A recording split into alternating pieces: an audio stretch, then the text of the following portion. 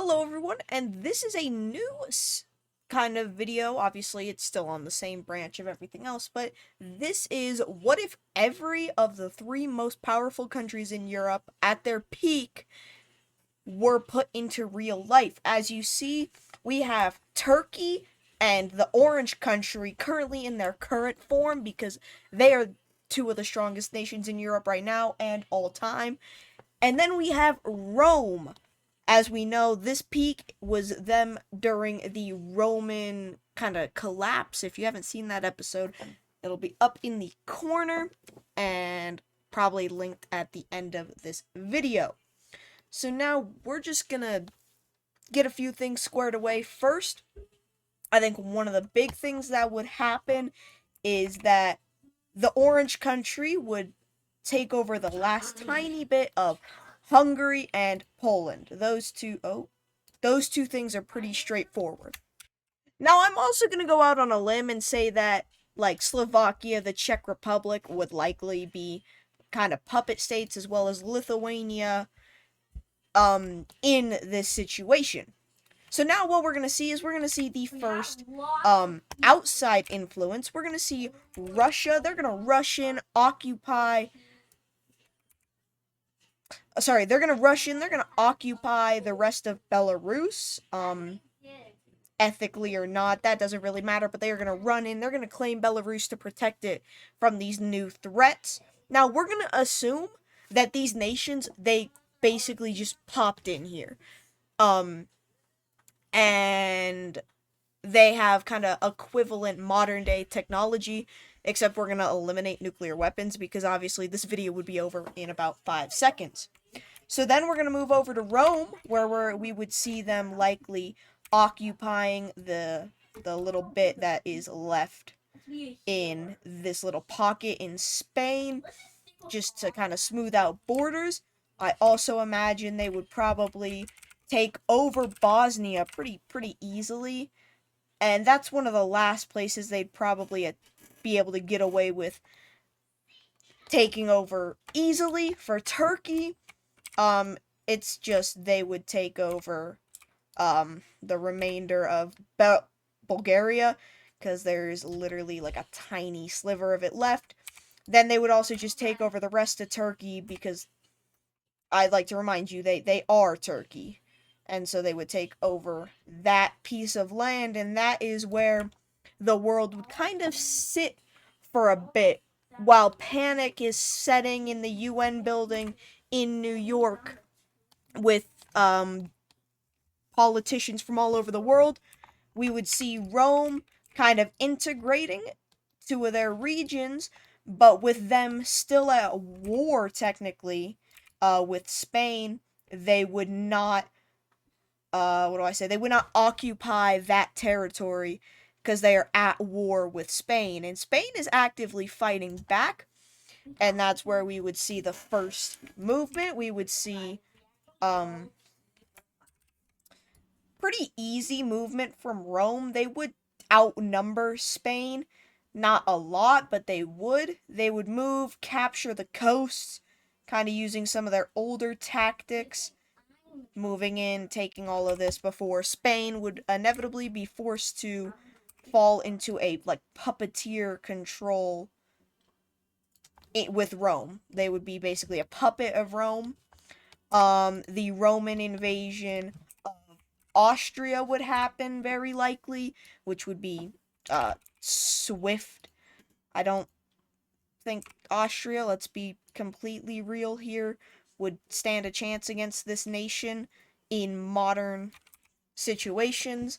So they would go ahead, go in and take it, filling in all of that. So now another thing that I think would happen would be in this situation, Russia, obviously, we know they already have a large control over Ukraine, but Ukraine would now fall into the rule of Russia with kind of, I don't know how to describe it. I feel like it makes sense, though. Ukraine would be so disoriented, Russia would be able to swoop in and take it. But now this is where the intervention begins. We see NATO, making an emergency decision to invade these new countries. Alongside NATO, we see Serbia joining in. They don't really like NATO, but also along with Serbia or Switzerland. But yeah, I didn't color anything in North America because I know that we're not going to get over there. But now, something I think could realistically happen. I'm not going to do it, but I think that there's a chance that Russia might join in and assist these three new countries against NATO. Now having the opportunity, I'm not going to do that because that would extend this video way past its original purpose. So now let's just get into what would happen now that was weird. Now that NATO has joined. So I think the Orange Nation would pretty easily be able to swoop in the south and take over a lot of Romania. Not all of it, because Turkey on the southern border would rush in. They would take a lot of it, as well as, Serbia. They would take a lot of that. Ignoring Kosovo just for the joke. Kosovo is going to be the new Switzerland in this situation, as Rome, no, not those colors, but you get the point. Rome would probably very easily also take over those two nations, Albania, Montenegro. Pretty simple from there. On the flippity dippity whippity. On the flip side of things, I think over in Iberia, American forces would easily be able to rush over, assist Portugal with a fairly decent reconquest of Spain. However, reaching the Roman lines, they would discover that Rome is a very good defensive nation when they're not crumbling to pieces, so they may reoccupy Spain, but once they get to the borders of, official Rome, they get stopped, as we see Switzerland being taken. Up in the north, I believe we would easily see the conquest of Latvia by the Orange Country, and then Estonia, before getting stopped by the cold Baltic Sea, where they would kind of halt here. The front would halt, and this is where we would see our first NATO advancement. They would successfully kind of conquer all of Iberia, breaking through the lines on both sides. But now that the line is kind of one continuous thing, the whole thing stops. We see another country joining into the war, or two new countries, not at any choice of their own. We see Georgia and Syria getting dragged in, with the conquest of them being done by Turkey. Obviously, Turkey. They're claiming the remaining parts of those nations. Or they're claiming those two nations now.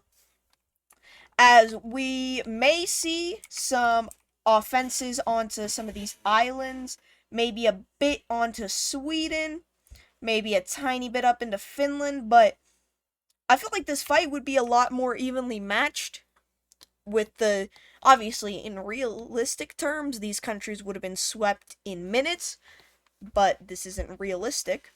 So now, we're bringing out the secret weapon. I know, I said I wouldn't do it, but it's so cool. Russia is gonna get involved and help these guys. Why not? Why not bring some spice to this world? Up in the north, we're just gonna say Russia would be able to take those islands easy peasy. No worry about it. But then, moving down to Finland, they would be way more acclaimed to the weather, and they'd be able to push pretty far into Finnish territories up in the north, something they couldn't do in World War II, as we would see the surrender of Finland, as the Orange Country in the south would have also been pushing up, taking over Finland. As now we see, with Russian support, they're able to capture Stockholm in Sweden. We see Russia moving in through Sweden as well up in the north, as they would just decide to move in, take Moldova. Why not? They have nothing better to do.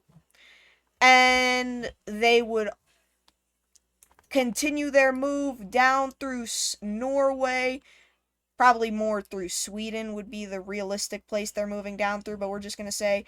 And kind of in a reverse World War II, now Norway has been taken by the Russians, as now they're kind of trapped as heavy naval presence in this area. So instead, Russia decides we're going to send troops on land, go help our buddies in Germany, which they are able to do. They push deeply, claiming much of what was former Eastern Germany, pushing up to the Danish border, beginning an island hopping contest before capturing it. But then they kind of get halted a bit.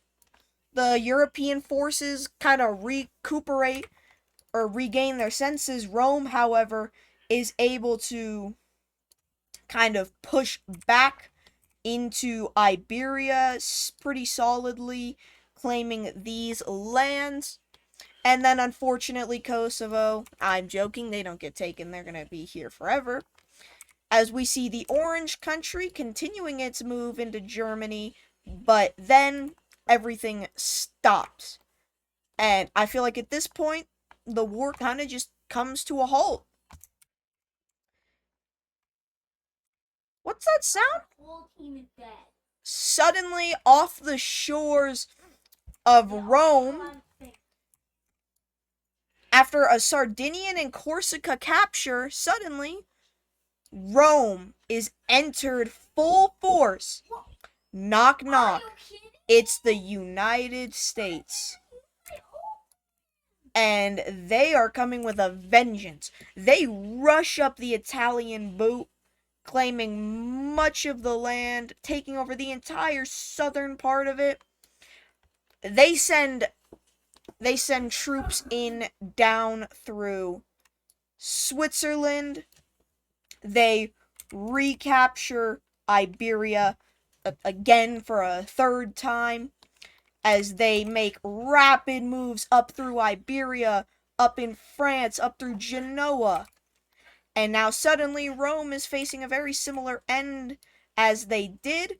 And when the forces meet up in the Alps, it's game on. They take over and Rome surrenders, liberating Albania as well as Montenegro. We see up in the north, with the fall of Rome, NATO is able to push back in to Germany and take it. They begin to push into the Czech Republic, to what is left of Slovakia. They begin to make their moves into Serbia, recapturing it. Over in Romania, why did that just happen? Over in Romania, they begin reclaiming what was stolen, successfully recapturing it, as they would take back Romania, as they would begin pushing into the satellite state of Turkey right here, and they would recapture all that land, most of Bulgaria, as the Orange Country would be holding their own for a while, but then they would send troops up through Denmark, and that would basically be it. They would get up into Sweden, up into Finland, pushing all the way up. I'm not going to get into the details of them taking back over Russia, pushing into these nations, pushing back into the occupation, liberating Latvia. Russia, we're just going to say that Russia would simply withdraw from the war. There we go. As now the Orange Country and Turkey would sue for peace. And NATO would say, no. No, no's the answer. They would push up into Germany, into modern day Poland with relative ease, taking Kaliningrad, taking the rest of Latvia, occupying what they took in Belarus, and then the Orange Country would fall shortly after. And unfortunately for Turkey, they get what they want. They get surrender. Because Turkey, to be quite frank, didn't actually really affect NATO that much. They are forced to pay reparations. They are forced to cede away Greece and stuff. But this new Turkey, oh, as well as, obviously, they're forced to cede away Syria and Georgia. But because NATO doesn't care what Russia does, they don't make them give back this piece of land. So that's nice. And so now the world goes from looking like this back to this. It's basically normal. Russia just gains Belarus, loses this up here, and Turkey gains the land in Russia. Now, obviously, that was probably not the most realistic situation. If you want to be truly realistic, obviously, those three countries would have bit the dust almost instantly. So anyways, if you like more videos like this type of content involving more real world situations, then go ahead, let me down, go ahead, let me know in the comments any ideas you have, like and subscribe if you want to see more, and that is it for this video. And this is going to be one of the last videos before episode 10 of What If Civilization Started Over, so keep your eye out.